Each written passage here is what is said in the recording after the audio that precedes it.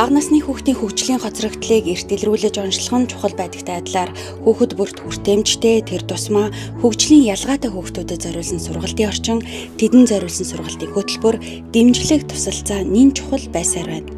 Энэ чиглэлд ямар асуудлууд байгаа, хэрхэн ажиллаж байгаа талаар энэ удаад танд хүргэх болно.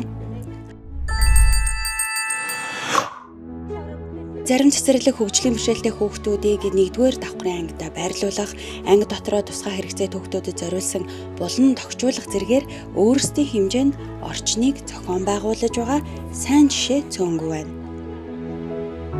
Магадгүй манай цэцэрлэг одоо орчинтой ч гэсэн бас нэг арай өөр өөрчлөлтүүдийг хийсэн. Магадгүй манай тэрэгцээтэй хүүхд ороод ирэх юм бол одоо орох шатыг бид нэр налуу шат хийсэн. Тэгээд ангиудаа бас нөгөө суултуур, тэгээд нөгөө угаалтуур гэж шинэ тийм. Магадгүй ингээд 2 давхарт анги нэдэг бол ингээд яг ингээд бариулаас ингээд барай явах ийм орчин нөхцөлийг бүрдүүлээд ер нь бол хүүхдийн хөгжлийг одоо нийтэн донд нь тэг шамруулахад бас нэлээд чиглэж ажиллаж байгаа. 9-р сард хичээлийн шинэ жил эхлэх үед цэцэрлэгийн зүгээс хүүхдүүд дээр гарааны үнэлгээ хийж тодорхой онцлогтой хүүхдүүд дээр хамгийн багадаа сарын хугацаанд ажиглалт хийдэг. Үүний дараагаар эцэг эхчүүдэд хүүхдүүдийн талаарх мэдээллийг өгч шаардлагатай тохиолдолд хүүхдийг дараагийн шатны эрүүл мэндийн байгууллагад хандан онцлуулдаг. Анх бол багш насны онцлогийг нь судалдаг. За тэр хүүхдүүд маань яг энэ хүүхдүүдтэй гадлан 3 настай мөртлөө арай хоцрогдолтой байгаа учраас илүү одоо мэдэрч ажиллах нь айгүй чухал байдаг.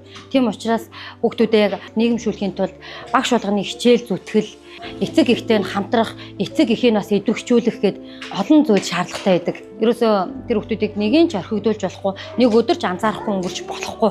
Тэгээд онцтон тулгуурлаад хүүхдэд ганцаарчсан төлөвлөгөөг боловсруулад 1% эцэг эхт нь тайлбарлаж хэлж өгөөд тэгээ нөгөө нь багштайгаа хамтраад туслах багштайгаа хамтраад хоёлаа яг нэг гар болоод нэг сэтгэл зүрхтэйгээр нөгөө хүүхдийн хамтлуу ажилладаг.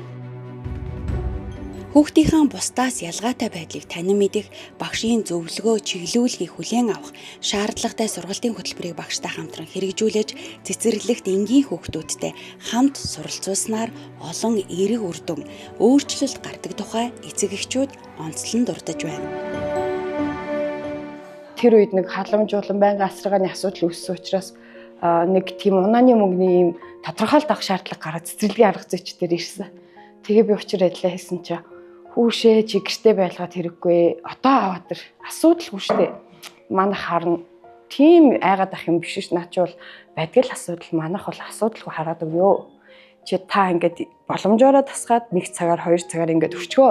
Асуудал нь та ерөөсөө айх юм шаардлагагүй. Хамгийн гол асуудал нь хэдүүлээ дасгахын тулд хугацаа шаардлагатай гэдэг үднээс та багштай нэхлээ танилцуулахын тулд багаар авчирсан ч хамаагүй гэж ингэж хэлсэн.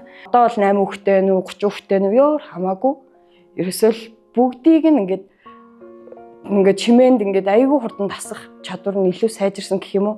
Чихээ дарж орилохоо болцсон. Хүүхдүүд орилчиж ийсэн. Мама уйлчин гэж хэлэхээс биш. Энэ мамаг чимээг болгох гэж стресстэй байлцсан. Тэр амар сайхан байна. Эхлээд зөвхөн гэрийнхээ л зүйлийг хэрэглэдэг, зөвхөн өөрийн зүйлийг хэрэглэн гэдэг зүйлийг бас яах вэ? Ахицтай байгаа байхгүй.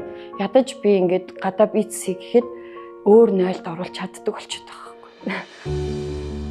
Бусдаас онцгой хүүхэд энгийн хүүхдүүдтэй нэг орчинд хамт суралцах нь тэднийг нийгэмших явцад том дэмжлэг үзүүлэхээс гадна тэрхүү ялгаатай хэрэгцээтэй хүүхэд нь эргэн тойрныхондоо бусдыг ойлгож, инрэх, хамтрах, дэмжих төлөвшлийг өгж байдгаараа онцгой ач холбогдолтой гэдгийг эцэг эх багш нар туршлагаараа ярьж байлаа.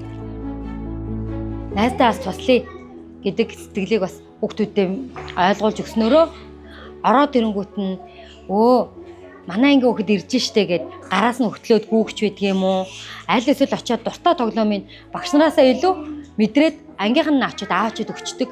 Тэгэхээр энэ хүүхдүүд маань яг энэ одоо нийт хүүхдүүдийн дунд, нийгмийн дунд бие авч явахад олонний дунд орох нь өөрийгөө нээхэд их одоо чухал юм байна гэж миний одоо анзаарч харснаар тэгж мэдрэгдэж байгаа.